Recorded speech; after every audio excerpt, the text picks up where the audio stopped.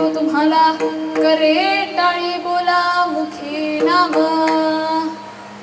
ज्या ज्या वेळेला भजन होईल त्या त्या वेळेला मुखानं भगवंताचं नामस्मरण करायचं आणि हातानं टाळी वाजवायची. विठाल विठाल. समजलं ना? आता कीर्तनाला सुरुवात.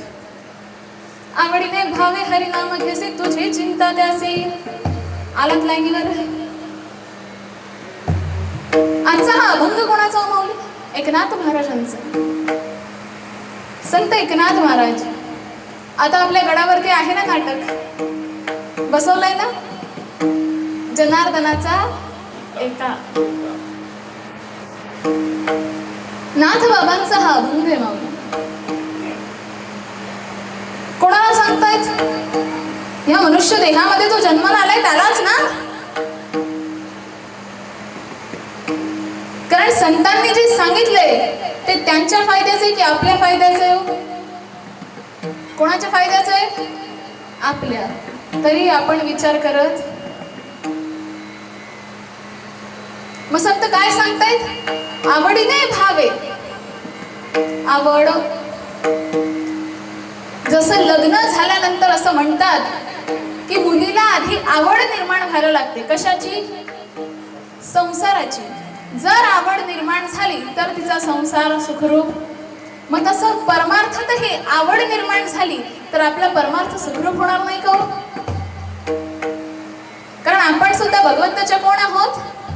तुळशीची माळ नवरीची कंठी, नवरा वैकुंठी वाट पाहे विठाला विठाला.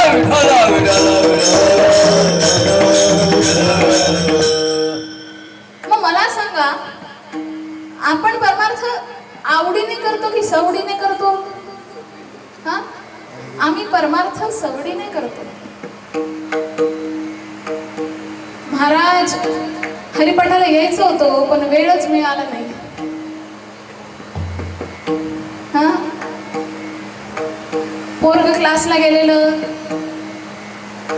स्वयंपाकाला वेळ मिळत नाही.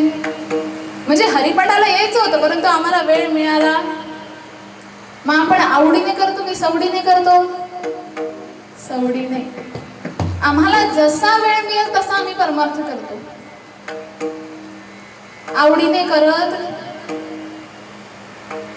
पण हेच जर आवड निर्माण झाली, मग ठाईचं बैसोनी कराय कचित्त आवडी अनंत.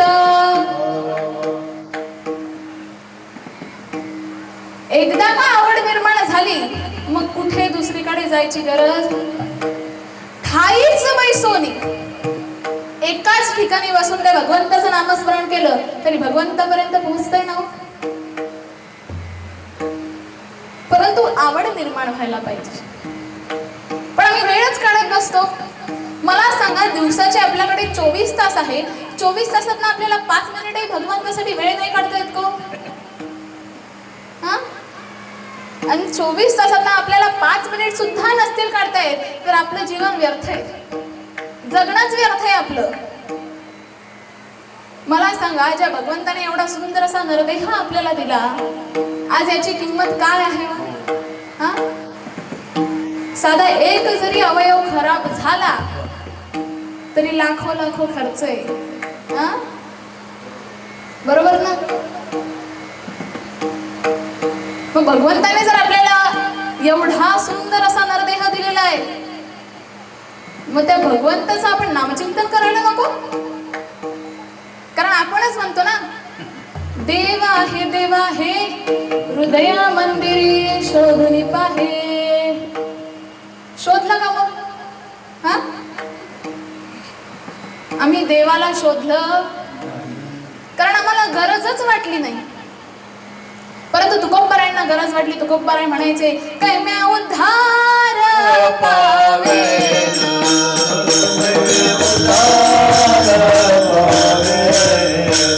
काही कृपा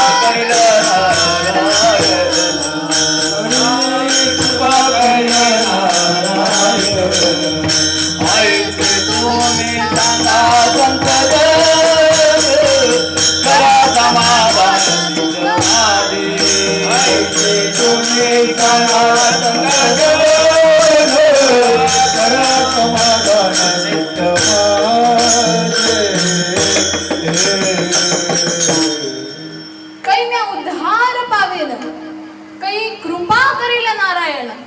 कैसे तुम्ही सांगा संत जन, करा समाधान. आपल्याला वाटतं का आमच्या मनात आवड आहे, परंतु फक्त संसाराची. आम्हाला प्रापंचिक आवडीनिवडी आहेत. आमच्या माता मौलांना दागदागिन्यांची आवड आहे, त्यांना साड्यांची आवड आहे. साड्या साड्या साड्या, आमच्याकडे एवढ्या साड्या असतात. एक ट्रेंड आला की लगेच साडी पाहिजेच, लगेच 1 महिन्याने दुसरी साडी. ट्रेंड येतच राहतील. एकच लक्षात ठेवावं, कपडे फक्त अंग झाकण्यापुरतं आहेत. अंग उघडं ठेवण्यासाठी. आणि इतर भगिनींना सांगायचंय, मीही तुमच्याच वयाची आहे, परंतु एक गोष्ट लक्षात ठेवा, फॅशन कुठं करावी आणि कुठे करू नये याचं माणसाला ज्ञान असणं गरजेचं आहे. हा, आज आपल्या मंदिरांमध्ये आपल्याला बोर्ड लावायला लागतात की मंदिरात जर यायचं असेल तर पूर्ण कपड्यांमध्ये या, पारंपरिक वेशभूषेमध्ये या. हे मंदिराच्या बाहेर बोर्ड का लावायला पाहिजे? आपल्याला तेवढी अक्कल नाही का? हा, कळतं ना आपल्याला चांगलं काय वाईट काय. आपण जनावर नाही. आणि कपडे कमी करणं म्हणजे मॉडर्न असणं, अशी जर परिभाषा असेल तर आपल्यापेक्षा जनावर जास्त मॉडर्न आहेत. हा, काय करावं काय करू नये ह्या गोष्टीचं माणसाला ज्ञान असणं गरजेचं आहे. हा, आपल्याला हा नरदेह दिला कशासाठी? भगवंताच्या चिंतनासाठी. आम्ही वापरतो कशासाठी? देव दिला देह भजना गोमटा, देव दिला देह भजना गोमटा, देव दिला देह गोमटा, देव दिला देह भजना गोमटा.